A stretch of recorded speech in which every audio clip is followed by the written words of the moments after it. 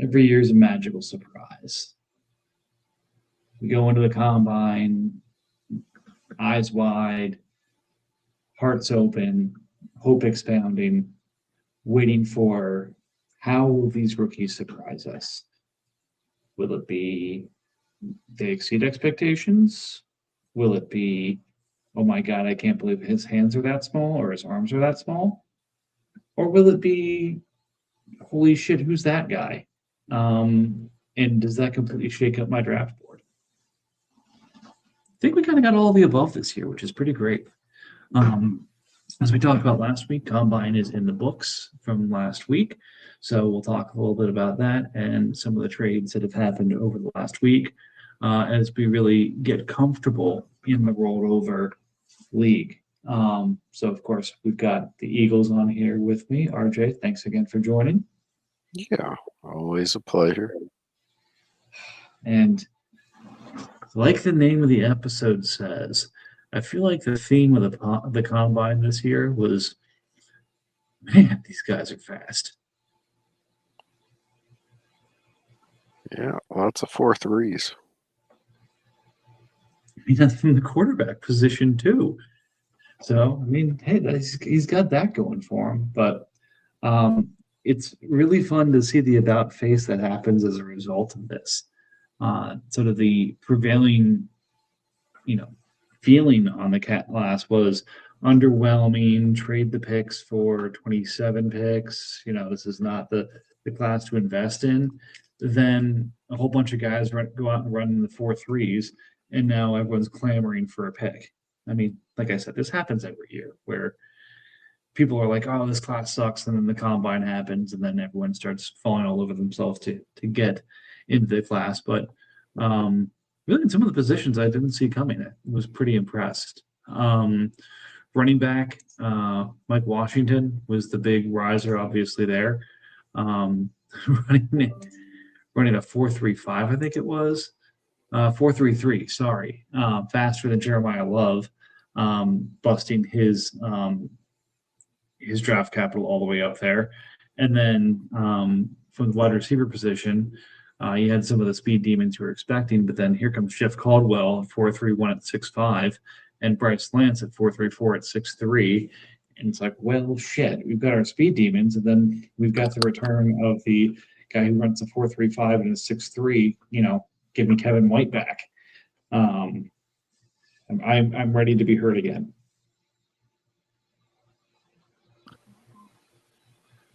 I don't know. What was your favorite speed time, RJ, from the draft or from the combine so far?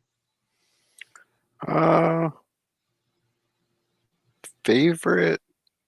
I didn't have a particular favorite, but we did have, what do we have, a 4.26 this year? 4.27. Yeah, there were some pretty impressive ones. The ones that I were mostly impressed with were the top end talent, like the fact that a lot of them actually had really good results. Seeing somebody like Jeremiah Love put up a 4.3 was impressive. You already mentioned Washington, which some people have him as a sleeper running back. I guess everybody that isn't Jeremiah Love might be considered a sleeper in this class. Outside of the 40s, I was just impressed with how well a lot of the wide receivers tested. Yeah, and I think some of the rumors that came out of the combine too were fun. Of what some of the trades were going to be, who's really looking for different positions. And I got to say, you called it last week, and while I was hesitant to believe you, either it's true and there's fire with the smoke, or somebody is throwing a lot of smoke out there about the Giants looking for a premium running back. Holy cow! I think I saw them linked to like 3 different names, like Kenneth Walker and all sorts of folks. Even Jeremiah Love high up in the draft. So now I understand why real life Giants traded up for the pick. Yeah, lots of regret for getting rid of Saquon Barkley and then him turning around and winning a Super Bowl his first year away from them. So yeah, I think they just want to correct themselves and start building a quality offense that can support a healthy Jackson Dart. So it doesn't surprise me. Yeah, and it's funny. The comments about the Raiders looking for a good 1B to supplement Ashton Genty got everyone all sorts of worried. But then, look, if you think Jeremiah Love is that dude and you want a 1B kind of like you have in Detroit with Sonic and Knuckles, oops, we'll get back to that in a second. Then yeah, Scadaboo isn't exactly the worst number or 1B to have in the offense. And considering he missed the better part of the season because of an injury, having a 1-2 punch there to help preserve his health isn't the worst idea. I think one of the more hilarious things is as we were talking about the landing spots for Love, and I don't remember if this was on or off the podcast last week. I know that we mentioned Raiders, and that was the only one that we said, oh, well, obviously they're not going to take him, but if he falls to this spot, it's pretty common sense that he gets taken, at least before then. And then less than 24 hours later, we get the report of the Raiders are open to having a 1B to Genty. And though I still, after this performance, I don't see Love falling to the early teens where I believe the Raiders are picking. That would be kind of hilarious that they get the best running back in 2 straight draft classes and just try to pair them together as an insane 2-headed monster. Yeah, no, I mean, that could be a heck of a lot of fun too. So Giants can start drooling over that already, which is great. And then we already talked about the wide receiver position. There was the opportunity, like we were talking about last week, for one of these guys to really separate themselves as sort of the ace of the class. And I don't really think anybody did that. Either people didn't participate or the participation from sort of the big three wasn't enough to really separate anybody. And then, if anything, a lot of that next tier was catching up. We talked about guys who kind of came out of nowhere as far as I was concerned, small schoolers like Bryce Lance and, Jeff Caldwell from Cincinnati. But then you get down a little bit further, Chris Brazell from Tennessee was a 4.37. Skylar Bell from Connecticut was a Senior Bowl favorite, ran a 4.4.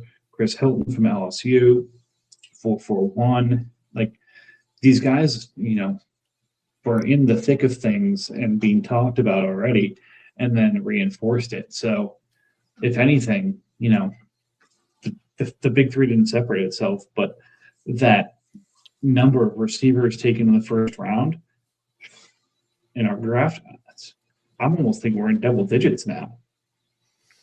Oh, for sure. We're definitely getting close to that territory. So as far as separation, I do, and this is purely recency bias and perception right now. It could change as we get further out, but I think that big three has turned into a big two. I think because of the polarizing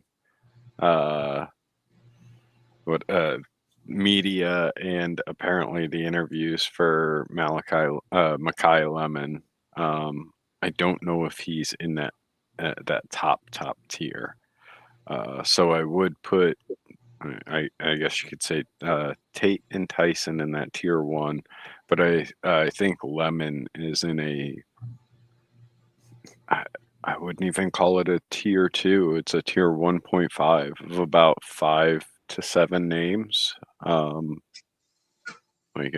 think they're all fantastic.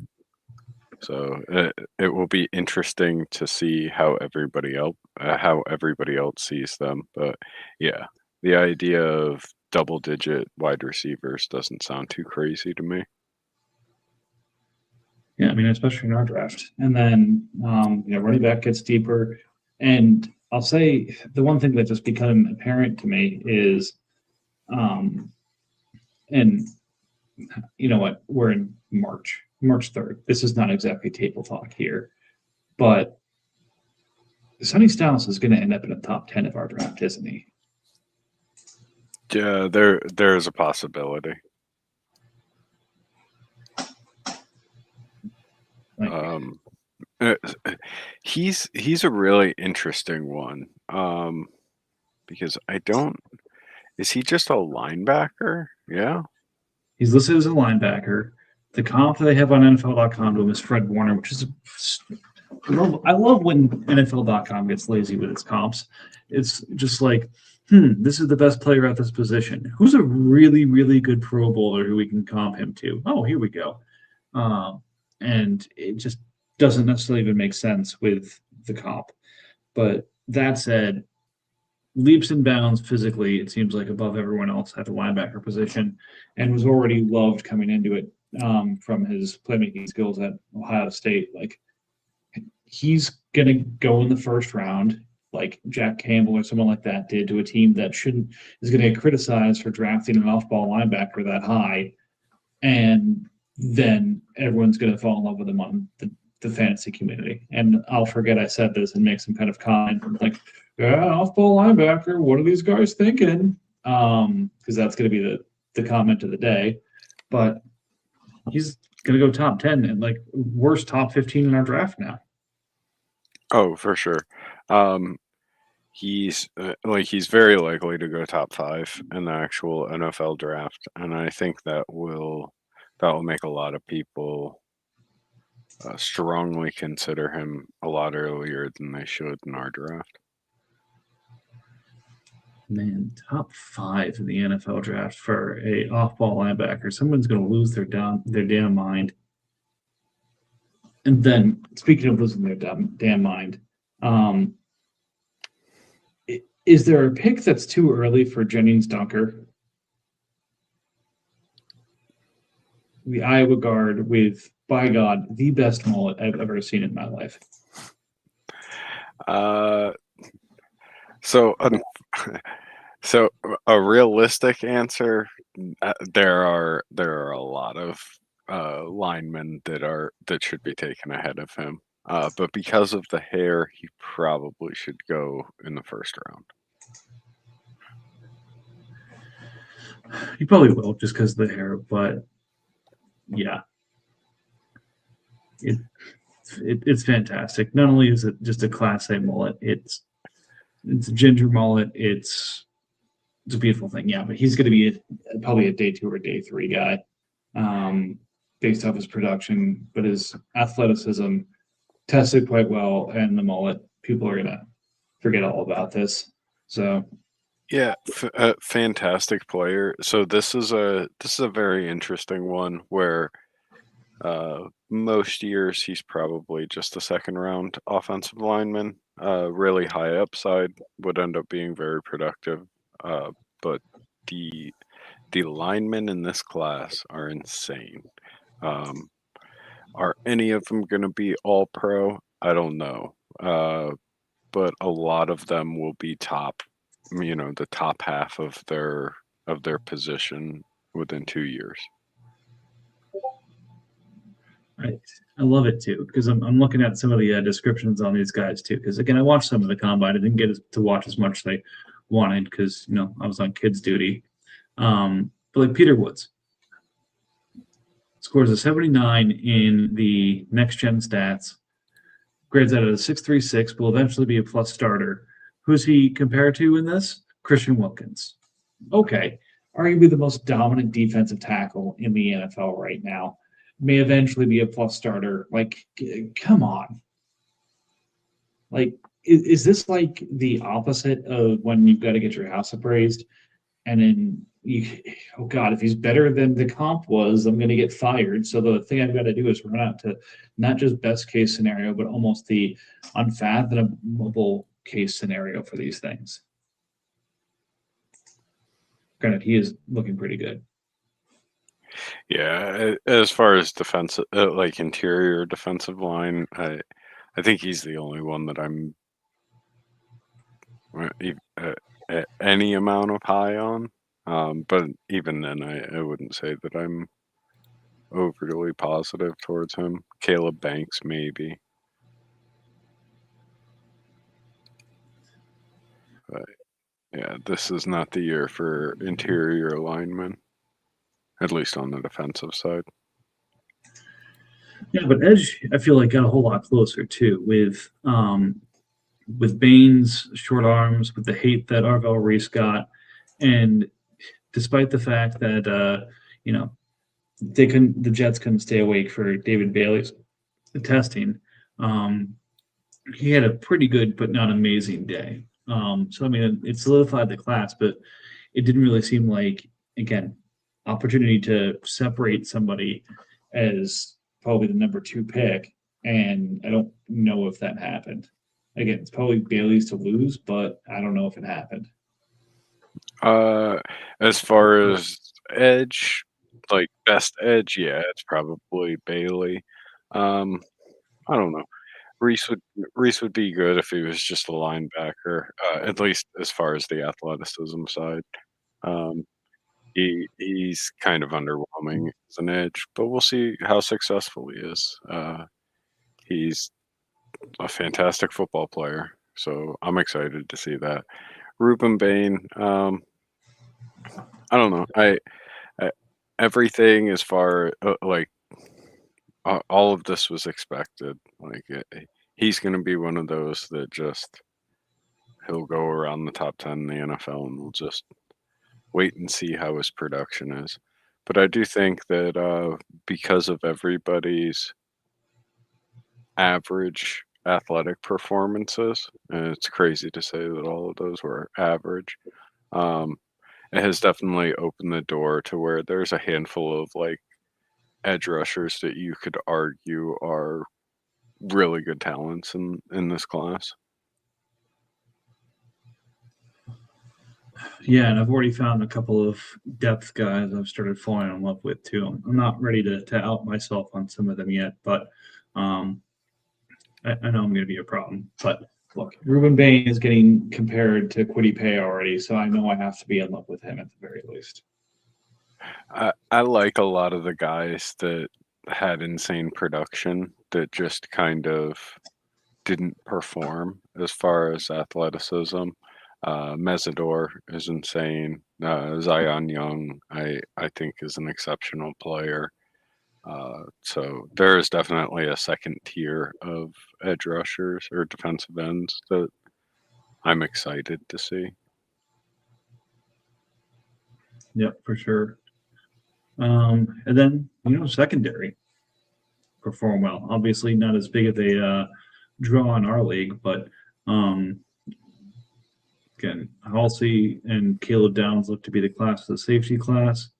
Corners all ran well. Can't really distinguish yourself. I feel like in the combine, all you can do is really knock yourself out of consideration. But most of these guys are just did what they needed to do.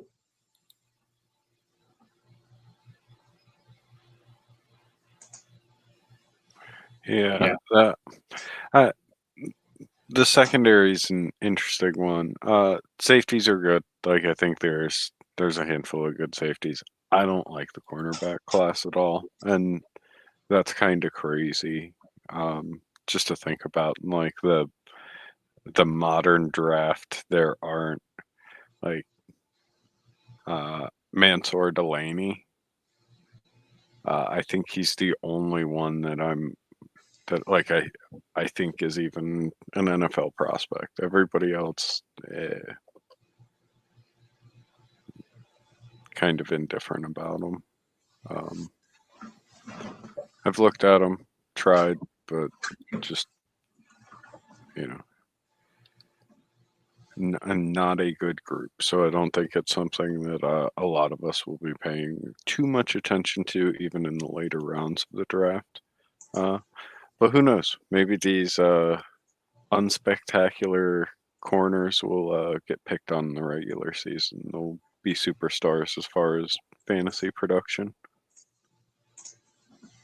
I mean, that's kind of what you're hoping for and expecting from a lot of this group is you're not looking for the lockdown guys. You're looking for the guys who are going to come in and kind of get that second or third corner role, but they're going to be lined up with a more established corner, which means you're going to get the targets, you're going to get the points. So, but again, hopefully that means because there's not that big name, and I mean, it's a corner, there's still going to be one or two that sneak into the top 10 or 15.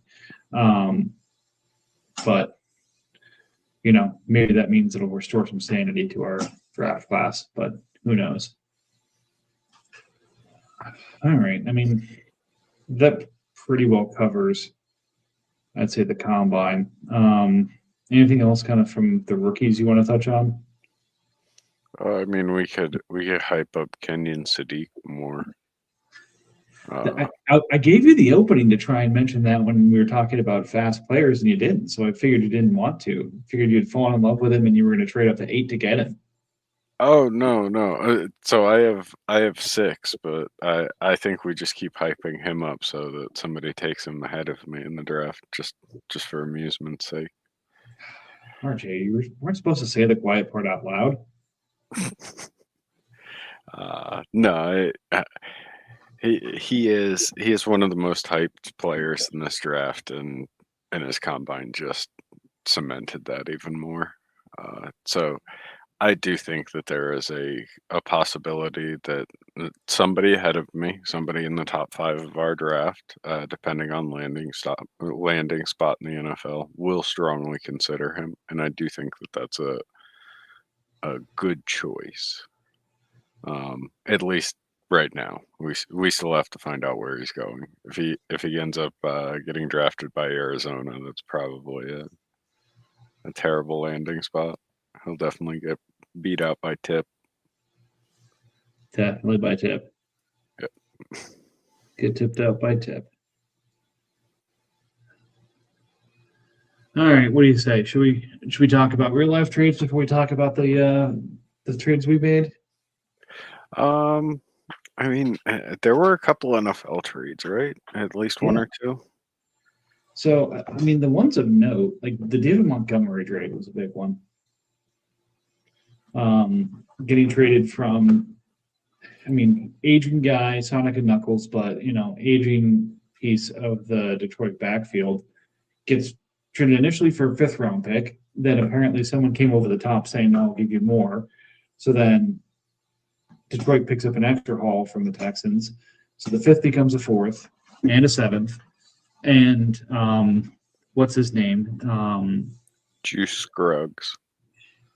Who, poor guy, I think former top 50 pick that washed out of Philly, I think, got traded basically for another guy who was a failure in Houston last year, and then didn't hit in Houston, and now is getting moved around again. So, third stop. This is probably his last shot at it, but he gets a fresh start in Detroit, and a good amount of draft capital for a 29-year-old running back.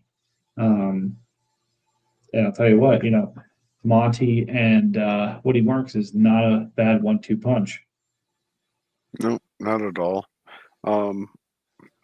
This just tells me that Houston for the past 2 years has just wanted to pair a young running back with a veteran running back. So if that young running back doesn't take off like they expect, that they always have somebody to fall back on. And hopefully they found one with less injury concerns this time.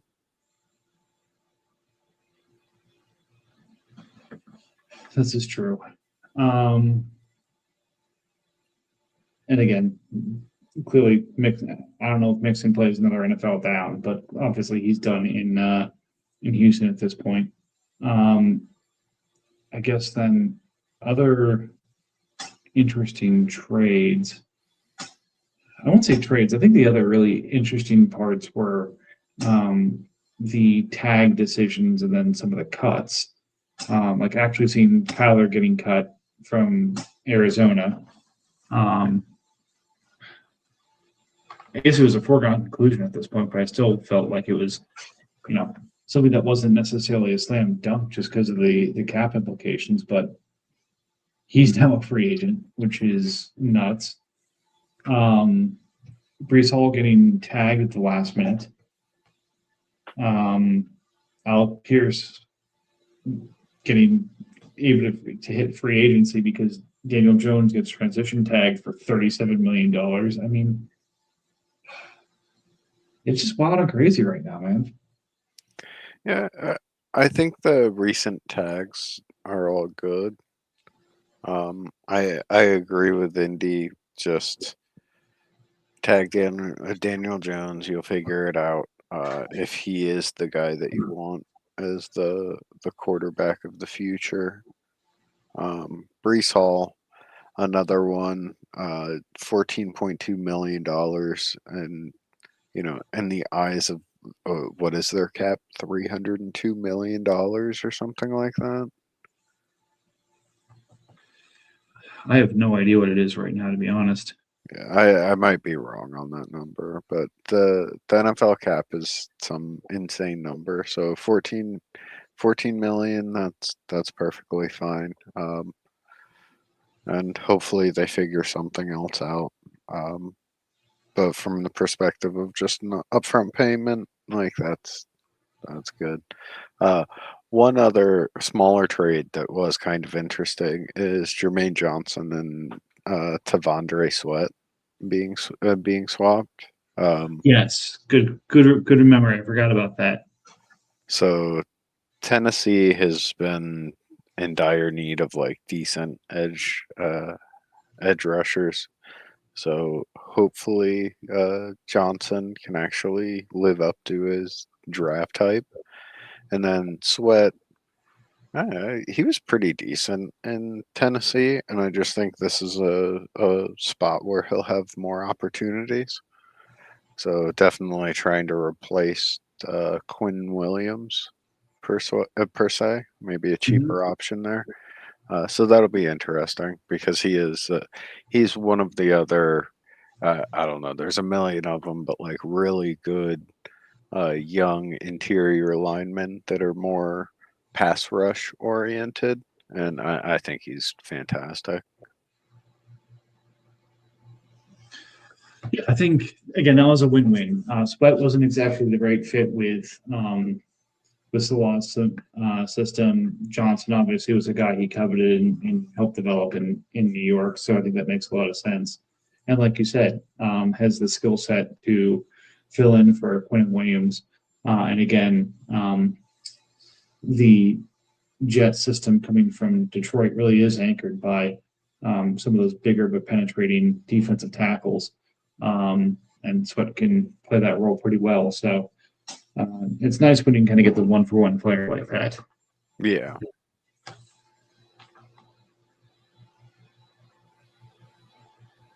All right. Just trying to think. Anyone else really jump out to you?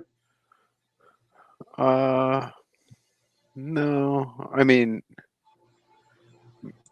you already mentioned Kyler. I was gonna say I think we'll see a lot more of that as of just seeing how teams have dealt with large cap hits in the past. Like I don't think it's that big of an issue anymore. So I would expect the same thing to happen to Tua.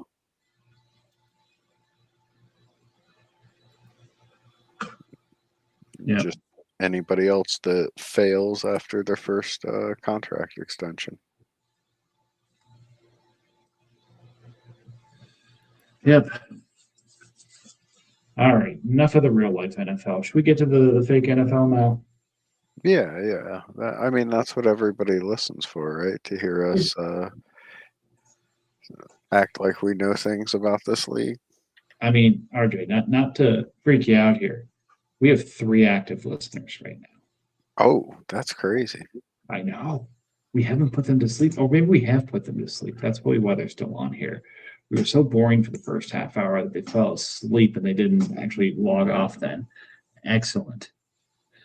All right. Well, we appreciate you guys hanging on here. Just trying to think. Did I make my trade with Bill on pod last week, or did I cover it at? Was it after?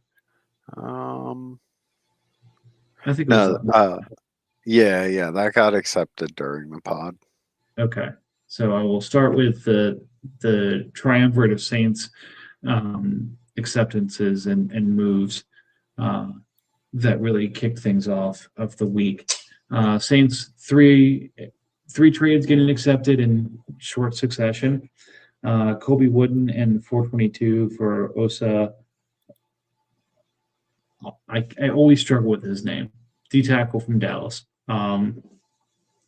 Then picking up the 206 and selling Ray Davis, Malcolm Kuntz, and Jaquan Brisker, and grabbing Jaquan McMillan as a theft from the Broncos as the first three trades after the pod.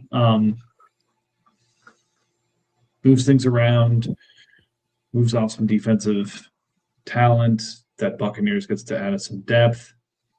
I mean, The 206 for Ray Davis, Kuntz, and Brisker. That's an interesting one. Can't say that I feel too strongly either way. I don't know. Ray Davis could end up being like carving out a productive role. He's decent. Brisker's probably the most valuable of those.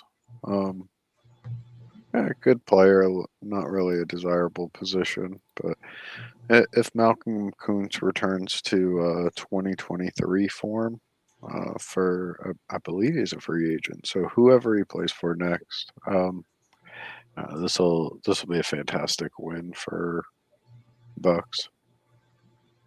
Yeah, that's a big piece of it. $3.3 million contract, 8 sacks in 2023. If, like I said, if whoever signs him, he gets back to that range, that's a steal of a contract.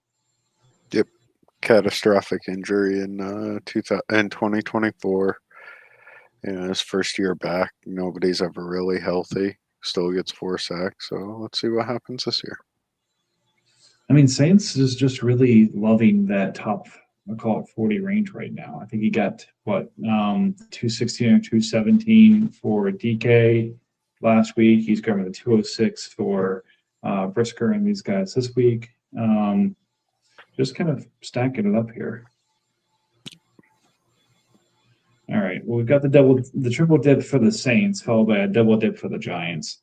Giants simultaneously trading the 104 for Trey McBride and Bradley Chubb, while trading 3 first-round picks and a 4th-round pick in 27 to Bill for the 101.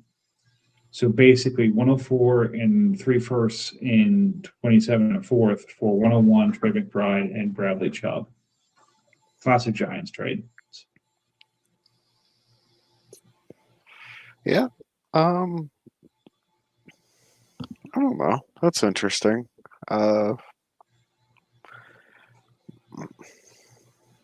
don't know how I feel about the 101 trade. I think Bill probably could have got more. He's just kind of he has tunnel vision on those 2027 picks.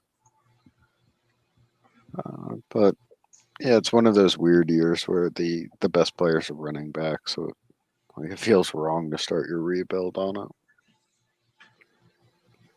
So, yeah, I mean, I commend him for getting basically all the 2027 picks that are out and available at this point. And it'll be interesting to see what Giants takes. 'Cause if I'm not mistaken, he still needs a quarterback, so we should probably consider that. He'll be all right. I'm sure one of those 3 guys will have a job, at least for some amount of time.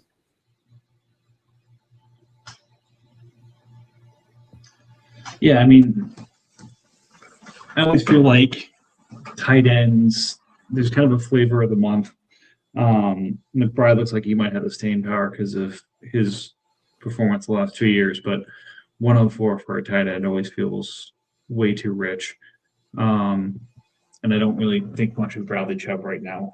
He's a free agent, but again, couldn't stay on the field, it felt like last year, and then starting to get to that point. So it's really, in my opinion, 104 for tight end, which just doesn't work for me.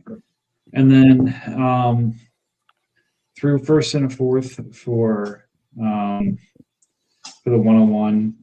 I mean, that's kind of what you hope for, is anything that can get you above 3 firsts for a player.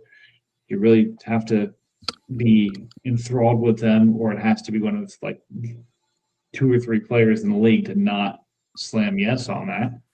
And as much as we love Jeremiah Love, we don't know if he's actually going to be worth 3 firsts. So I applaud him for getting that top pick.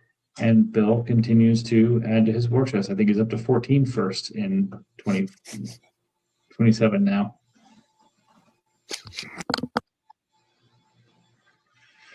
Feels weird to say, but good for Bill.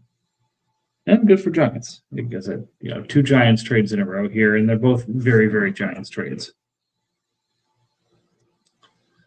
All right, this was the week of runs. Like I said, we had the 3 by the Saints, we had the 2 by the Giants, and we've got 3 by the Buccaneers. You got the satisfaction of the transition tag bidding of Chris Jones going to the Cardinals. You have him giving up Malik Willis for the 127 and the Bills 27 third, which, as mentioned in chat, was a hell of a return on investment for what he had to buy Willis for to extend him. Very profitable little run of news the last couple of weeks. Flip that Bills third to Bill for 321 and the Raiders 27 fifth. So as a result, I think spent a third to get Willis, gets that third back, and then picks up the 127 and a future fifth for his trouble. So, hey, good business when you can get it. Yeah, it's a fine trade for Bucks. I don't know. I probably would have waited until he actually had a job, but because I'd imagine he doesn't go much higher than that, even with the landing spot. So yeah, that's paying the price for what we expect is going to be a starting quarterback in the NFL.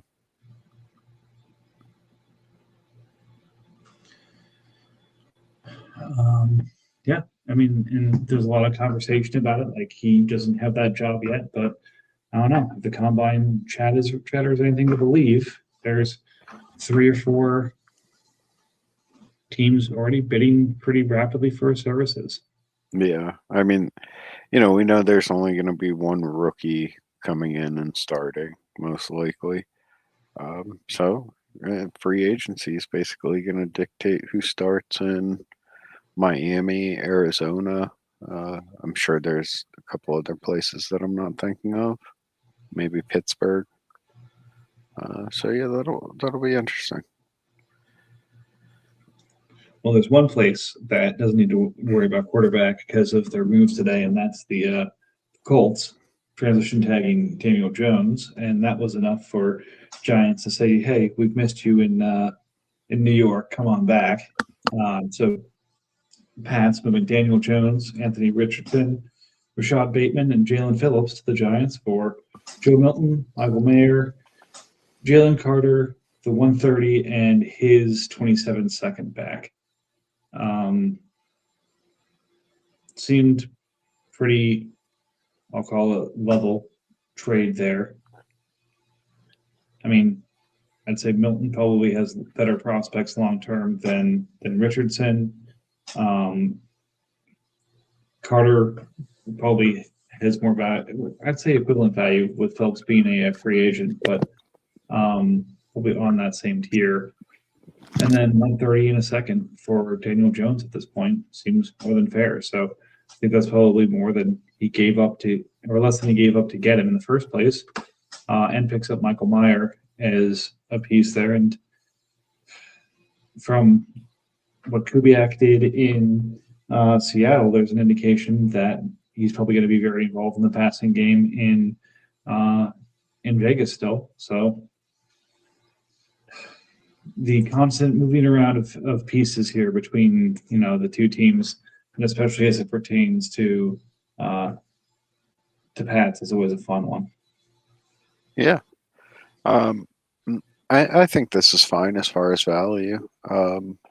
Like you said, Daniel Jones is definitely a first, and then a little bit extra. Yeah, I like it. I like what Patriots is getting back with the gamble that Joe Milton